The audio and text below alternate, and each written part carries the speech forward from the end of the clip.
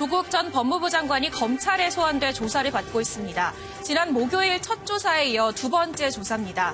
그동안 충분히 해명했다, 더 이상은 구차하다고 판단했던 조 장관, 오늘도 묵묵부답인 것으로 전해졌습니다. 검찰은 이와 관계없이 준비했던 질문을 모두 물어볼 예정입니다. 조사에서 검찰이 조 전 장관을 부르는 호칭은 교수님입니다. 프레스코, 교수님의 두 번째 소환입니다. 유호정 기자, 지난번에 검찰 소환 조사를 받을 때 검사들이 도대체 조 전 장관을 어떻게 부를까? 보통은 이제 전직 직함을 주로 부른다고 했죠. 근데 교수님이라고 불렀다고요? 네, 이게 예우를 지킬 거다라는 거는 충분히 이제 예측이 가능했습니다. 근데 이제 박근혜 전 대통령, 전직 대통령임에도 불구하고 이제 뭐 대통령님이라는 호칭을 이제 예우로 챙겼는데요. 이 조국 전 장관 같은 경우에는 지금 신분이 교수인 점을 고려를 해서 이제 교수님이라는 호칭을 사용한 것으로 보입니다. 장관님이라고 안 불렀군요. 부르기 싫었던 건가요, 일부러? 예. 이를 두고 뭐 장관님으로까지는 할 필요가 없다. 왜냐하면 지금 현직 장관이 아니기 때문에 뭐 이런 판단이 나왔을 수도 있는데요. 이게 교수님이라는 호칭 역시도 예우를 지킬 수 있는 충분한 호칭인데 또 현직 지금 신분이 교수인 만큼 이 호칭이 조금 더 적절하다라는 판단이 있지 않았나 이렇게 해석해 볼 수 있을 것 같습니다. 조국 전 장관은 기분 나빴을 수 있을까요? 아무래도 우리가 일반적으로 호칭을 한 단계 높여서 부르는 게 예의이기는 하죠. 그렇지만은 당장 그 법무부장 다른 장관이었다면 모르지만 장관님이라 불렀을 거다.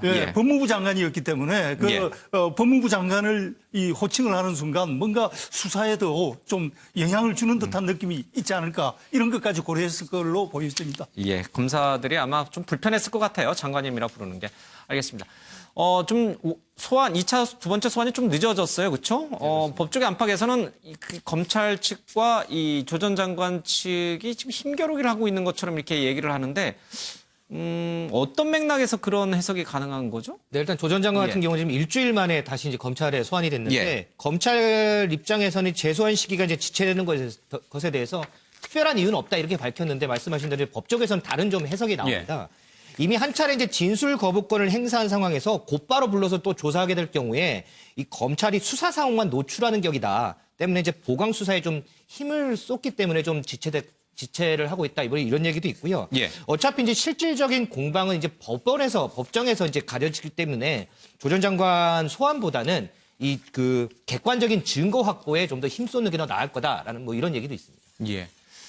지금 이 수사를 맡고 있는 사람이 이제 고영곤 부장검사잖아요. 이 검사가 과거에 최서원, 그러니까 최순실이 개명을 했기 때문에 최서원으로 불러다고 했으니까요. 최서원 씨 딸 정유라를 수사했던 검사인데 정준길 변호사 측에서 뭔가 이의 제기를 했다면서요? 네, 그러니까 정유라 씨의 변호를 맡았던 정준길 변호사가 이와 관련해서 이 정유라 씨는 최서원 씨에 대한 압박용으로 영장이 2번이나 청구가 됐다라고 하면서 현재 서울중앙지검에서 당시 수사를 맡았던 부장검사가 똑같이 맡았는데 형평에 맞지 않는 것 아니냐 이렇게 주장을 했습니다. 그러면서 이 검찰이 법원에 보낸 정경심 교수의 공소장에 따르면 조 전 장관 딸의 입학비리 가담 정도가 정유라보다 중하다 이렇게 주장을 했는데요. 또 이와 관련해서 또 이 탄핵 인사이드 아웃이라고 해서 당시 국정농단 사건과 관련해서 책을 저술했던 최명성 변호사 역시도 이 당시 특검이 정유라 씨 측 변호사를 따돌리고 뭐 한밤에 차로 데려가서 법원에 세우는 이른바 보쌈 증언을 시켰다라고 주장을 하면서 그런데 왜 이번 정경심 교수의 자택 압수수색에 대해서는 이낙연 총리까지 나서서 과도하게 보호를 하느냐 이런 식의 입장을 밝히기도 했습니다. 뭐 이거는 정준길 변호사나 최명길 변호사가 주장하는 바고요. 객관적으로 봤을 때 지금 조국 전 장관 딸과 이 정유라 씨의 죄질이 비슷해요? 형평성을 주장할 만한 정도인가요? 일단 정유라 씨 같은 경우에는 이 학교를 가지 않고 이런 정황들이 확실하게 드러났던 상황이기 때문에 이 사건 자체를 두고 죄질이 누가 더 중하냐 이런 것을 따지기에는 조금 곤란할 것으로 보이고요. 근데 사실 입시 교육 문제는 누가 더 불공정했느냐를 따지는 게 아니라 이 입시 최전선에 있는 학생들에게는 공정이 있었는지 없었는지 그 자체가 중요하거든요.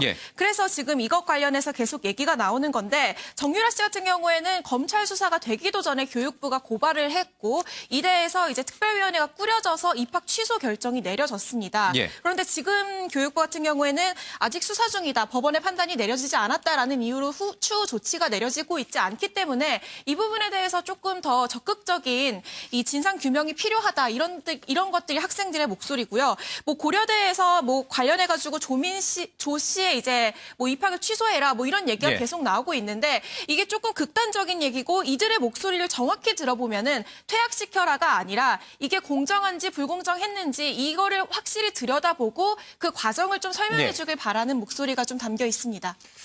최 의원님, 이 최서원 씨가 자꾸 이 딸 정유라와 이 조국 전 장관 딸을 자꾸 비교하면서 자신에게 면죄부를 주려고 하는 움직임인데 이게 적절한가요?